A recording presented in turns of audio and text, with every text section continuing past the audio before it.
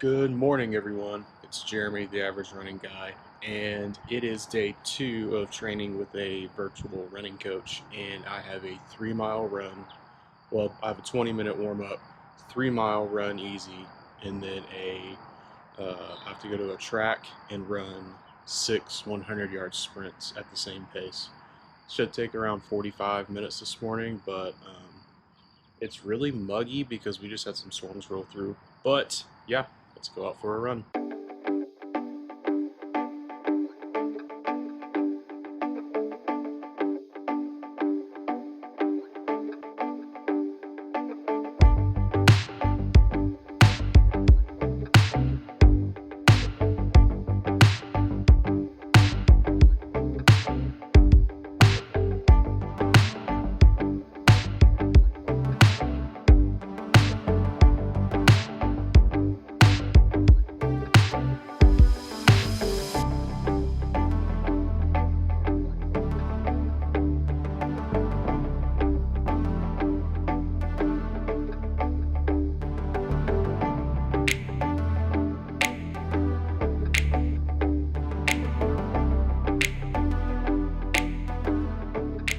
Welcome everyone to the Average Running Guy channel. I'm really excited to do this and to share with you my training with the running coach. I've never had a running coach before, and I am really excited about it. My wife also has the same running coach, but our plans are just a little bit different because we're at different places in our running journey.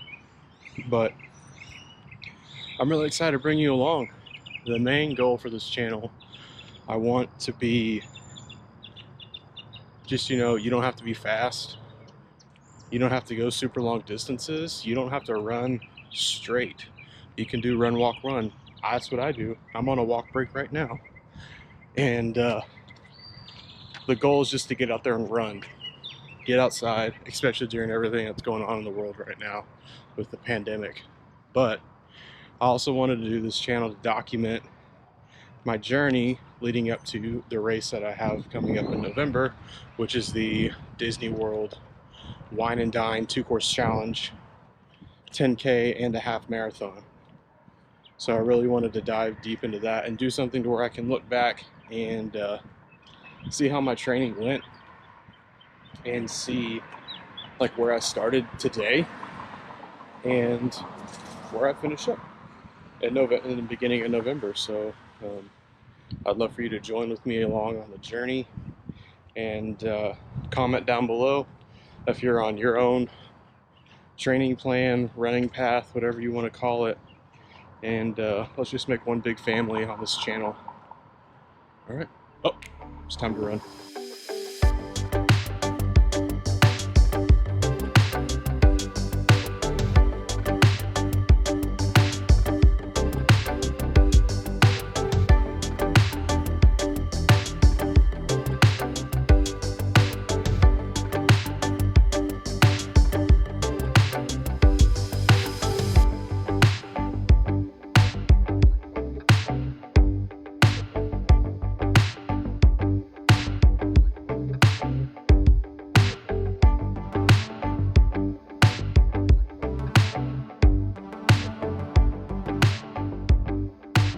I am 2 miles into my 3-mile run. Feeling really good. My calves were really tight this morning, and it took about a good 3/4 of a mile to a mile to really stretch them out and loosen them up. But I'm feeling good. I'm not looking forward to the sprints because the sprints are get your heart rate down to zone 1, zone 2, which for me is around like 145-ish and below. So I've got to do that and then sprint for 100 yards and let your heart rate come back down to zone 1, zone 2. And you do that for a total of 6 times, which is a little less than a mile.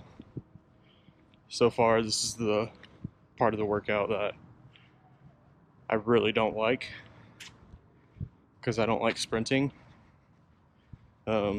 I like slow and steady wins the race. But it's getting me out there, getting me running, doing something different that I wouldn't normally be doing. And even though I don't like it, I'm okay with it because of it's out of my comfort zone. Because before I started with this coach, I would just go out for a 5K or 2 miles, 4 miles, and that'd be it. And I go out kind of whenever I felt like it. So yeah, this is giving me structure, which I think I need when doing the 2-course challenge in November. Yeah, let's get back to it. Almost done. A few moments later. I'm all done with my 3 miles. 3.01 miles at 36 minutes and 12 seconds. That's a 12:02 per mile, my watch says. It's a little slower than yesterday, but I was trying to really concentrate on. My coach asked me to slow down some my first half of my run, because my 3-mile route, it's a mile and a half out and back, and the first mile and a half is all slightly downhill, so I'm naturally a little faster. Not by much, a little bit. So she said slow it down and have your second half be faster by just a couple seconds, but I think I slowed down too much on the first half, and I felt great the second half. I ran consistently.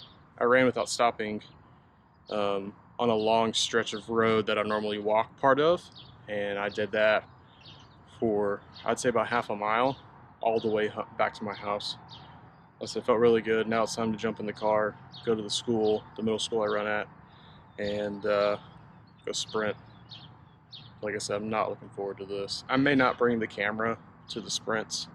I'm undecided, just because I really want to focus on that pace. So I just got to the track, and oh my gosh, there are a lot of people out here. I'd say probably about 20 to 30 people, which is the busiest I've ever seen, but it's also early in the morning, and I've never been to this school's running track this early. So I'm going to leave the camera in the car so I can go out and do these sprints and come back. And then, because I have to go into work today, and I'm running behind. So rather than try to fiddle with the camera and everything, I just need to go do the workout, come back. I'll check in with you when I'm done. I'll probably be huffing and puffing because I'm out of breath, but I'm getting outside and I'm doing the workout. I'll see you in a minute. Sprints are done. That was terrible. Just terrible. I think the thing that made it the most terrible was, well, the sprinting. But the thing that made this, I can't even put words together. That's how tired I am. One of the most frustrating things about this sprint workout was how many people were here. Because this is a 4-lane track, because it's at a middle school. So you have, generally, this is how, I may be totally wrong, but generally I've always known it as runners are in lanes like 1 and 2 towards the inside, and walking is towards the outside of the track. You had clusters of people in like lanes 1 and 2, and then you had some in 3 and 4. So it's like when you're running, you're having to do this around people.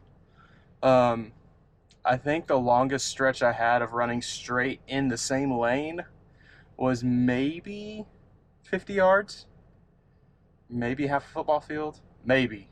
That may be generous, but yeah, that was probably the most frustrating thing. But I don't want to sound like I'm complaining or anything, even though it just was. I had fun, got outside, and we'll do this again Saturday.